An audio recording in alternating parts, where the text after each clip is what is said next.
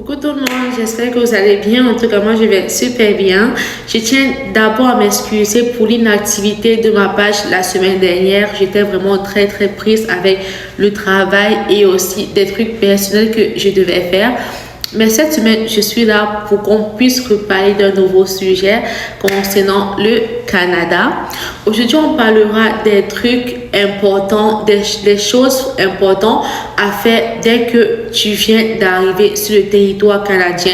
Ce sont des trucs que tu dois obligatoirement faire pour être au centre, donc pour être complet à 100% dans ton immigration.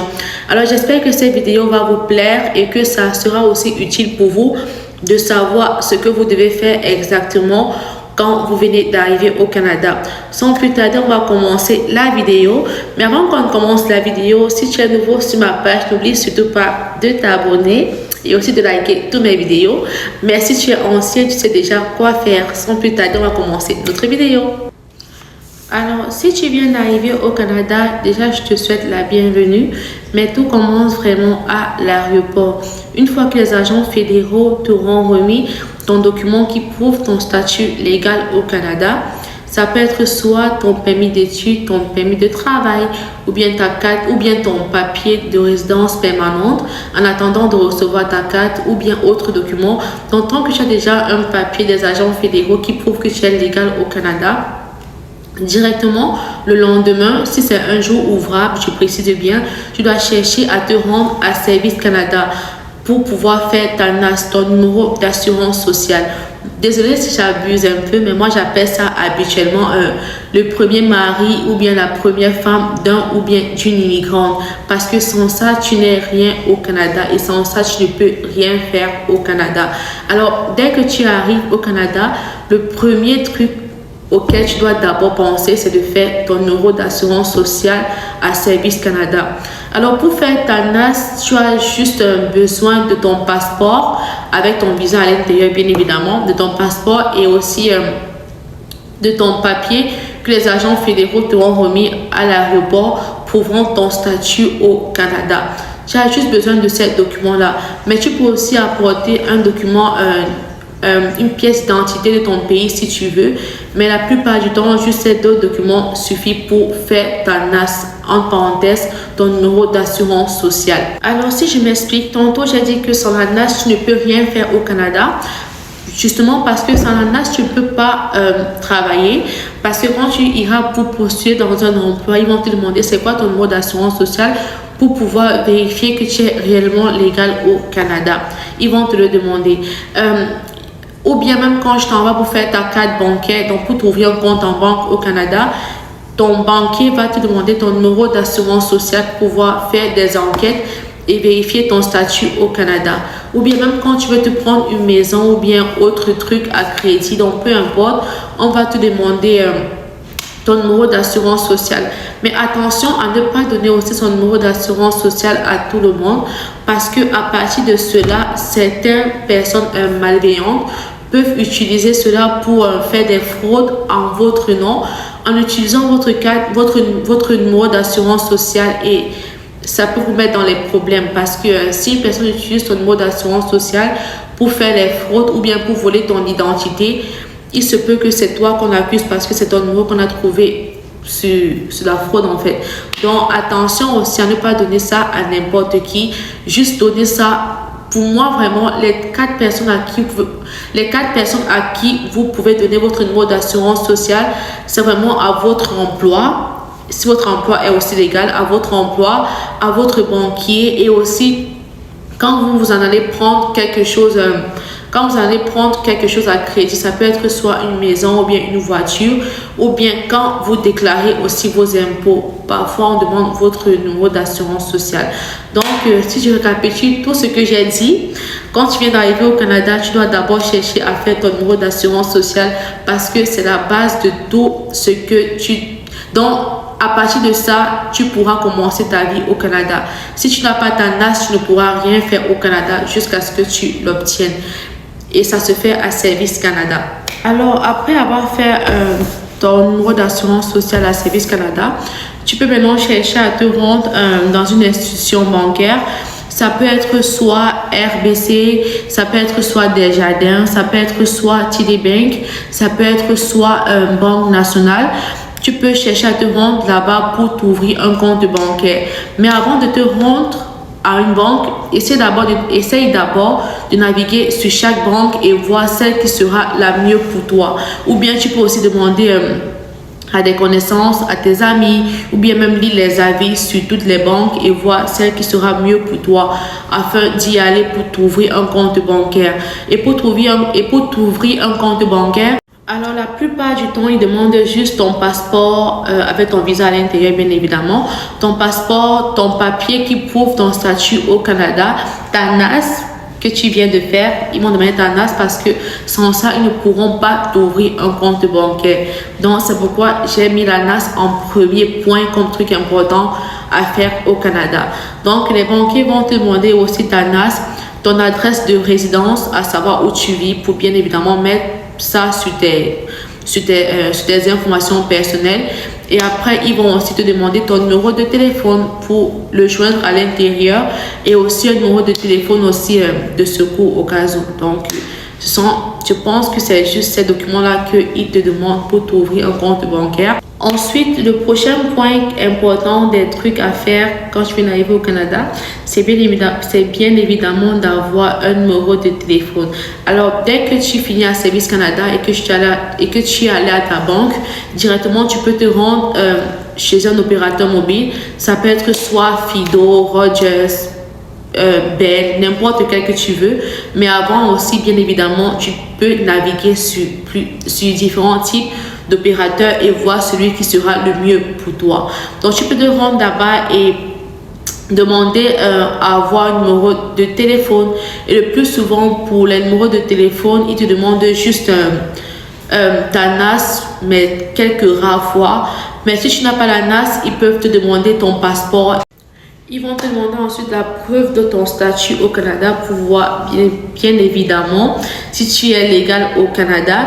Et puis après, ils vont te demander tes informations bancaires pour pouvoir ouvrir un compte chez eux en ton nom. Alors, si tu n'as pas encore de compte bancaire finalisé, ou bien si tu n'as personne qui pourra t'ajouter à son compte, pour que tu puisses payer directement à partir de son compte, ils vont te suggérer de prendre un prépayé avant. Aussitôt que tu auras ton compte bancaire finalisé, ils vont te demander de revenir ou bien de le faire aussi en ligne, de pouvoir finaliser ton compte et de passer de numéro prépayé à un numéro officiel. Parce qu'on se met d'accord que pour avoir un numéro officiel, il faudra que tu aies un compte avec eux. Mais ils vont te laisser l'option de prendre aussi un prépayé avant. Et dès que tes informations bancaires sont complètes, ou bien dès que tu as une personne qui pourra t'ajouter dans son compte chez ton opérateur mobile où tu t'en vas, tu pourras avoir un numéro officiel directement. Ensuite, le prochain point concerne apprendre à pouvoir se déplacer en transport en commun. Vous devez apprendre à vous déplacer soit en bus, soit en métro. Et pour pouvoir vous déplacer soit en bus, soit en métro, vous devez être muni d'une carte bus ou bien d'une carte métro ou bien d'un pass ou bien d'une carte qui lie les deux ensemble. Et habituellement, ces passes-là, vous pouvez les avoir soit au métro, bien sûr si votre ville a un métro, ou bien dans une épicerie, ou bien un marché qui fait affaire avec la société de transport de votre ville où vous vous trouvez. Maintenant, pour savoir comment se rendre d'un point à un autre, vous avez juste besoin de prendre votre téléphone et de taper l'adresse où vous voulez vous rendre sur votre Google Maps. Et de là, ça va vous sortir tout l'itinéraire bus, métro que vous devez prendre. Et je peux comprendre que si tu viens d'arriver dans un pays, c'est pas évident de savoir lire le GPS, de savoir quelle ligne de bus prendre, de pouvoir lire quel bus prendre, quel métro tu dois prendre en fait. Donc c'est pourquoi d'ici quelques jours, je compte vous faire une vidéo, j'espère complète, qui pourra vous montrer comment lire le GPS au Canada, comment comprendre les stations où vous devez vous arrêter pour vous rendre d'un point à un autre. C'est une vidéo qui pourra vous apprendre plus sur les couleurs qu'il y a sur les métros, orange, bleu, jaune et tout en espérant que cette vidéo vous sera vraiment, utile aussi. Donc, ne paniquez pas, on va se faire une vidéo dessus et de là, je pense que vous serez quand même à l'aise à vous déplacer en transport en commun. Ensuite, le prochain point concerne le CV. Vous devez refaire votre CV type canadien parce qu'il y a un CV type canadien. Je vais vous mettre le lien en commentaire et aussi là-dessus vous pouvez voir les CV type canadien. De là, même si vous êtes étudiant ou bien peu importe ton titre au Canada, tu as besoin de travailler pour avoir un revenu bien évidemment et pour cela il te faut avoir un très bon CV. Donc ça fait aussi partie des choses importantes à faire quand tu viens d'arriver au Canada, de faire un CV présentable et très riche de type canadien. Ensuite, le prochain point, peut-être vous allez un peu rire, mais c'est un point qui est très important pour moi. Quand tu viens d'arriver au Canada, après que tu aies fini toute ta paperasse, que tu es maintenant à l'aise de te déplacer aisément en transport en commun ou bien de marcher seul, tu dois maintenant dénicher les épiceries qui sont à bas prix. Les épiceries où tu pourras faire tes achats sans trop dépenser en fait. Tu dois savoir c'est quoi ces épiceries-là. Et dans mes vidéos précédentes, j'avais fait une vidéo dessus concernant les épiceries où je fais mes courses et comment on dit, et les prix sont quand même assez abordables par rapport à d'autres magasins. Donc juste regardez cette vidéo là et de là vous pouvez avoir un aperçu des épiceries qui doivent être en top de votre liste quand vous allez faire les achats. Ensuite, le prochain point concerne la communauté. Si tu es une personne qui n'aime pas rester seule, qui a besoin du monde quand même, d'échanger avec le monde et que au Canada, malheureusement, tu ne connais personne, toujours sur Facebook, et tu peux retrouver ta communauté, peu importe le pays où tu viens. Je pense qu'il y a pas mal de communautés sur Facebook. Il y a la communauté camerounaise, sénégalaise, ivoirienne, togolaise, béninoise. Donc, il y a tellement de communautés. Donc, tu peux juste essayer de t'intégrer et de changer aussi avec le monde là-bas. Je pense que ça pourra aussi t'aider à pouvoir aussi apprendre plus et aussi à te créer aussi les liens si jamais tu as un souci ou bien si jamais tu as besoin d'aide sur un point. Et aussi, si tu es une personne qui ne veut pas te mélanger avec ta communauté ou bien si tu veux aussi connaître d'autres communautés, il y a parfois des forums sur Facebook de sorties entre filles, sorties entre gars, sorties entre... Donc, il y a plusieurs forums comme ça. Déjà, moi, je suis déjà allée à une sortie entre filles. Et c'était juste des immigrants, il y avait des Françaises, des Camerounaises, des Italiennes. Donc, ça te permet aussi d'échanger avec du monde qui vient d'autres pays que toi. Ça t'apprend aussi les différences de culture. Donc, c'est aussi vraiment bien. Donc, c'est très bien parfois. Donc, si tu es une personne qui a besoin d'une communauté ou bien qui a besoin d'échanger avec le monde parce que tu te sens seul au Canada, sur Facebook, tu peux tout trouver, ta communauté, notre communauté, donc vraiment essayer de naviguer aussi dessus, mais ne te mets pas trop dans la communauté et tu te perds de tes objectifs aussi au Canada par contre. Donc, il faut savoir faire aussi la part des choses. Alors, ça va être tout pour cette vidéo. J'espère qu'elle vous sera vraiment utile.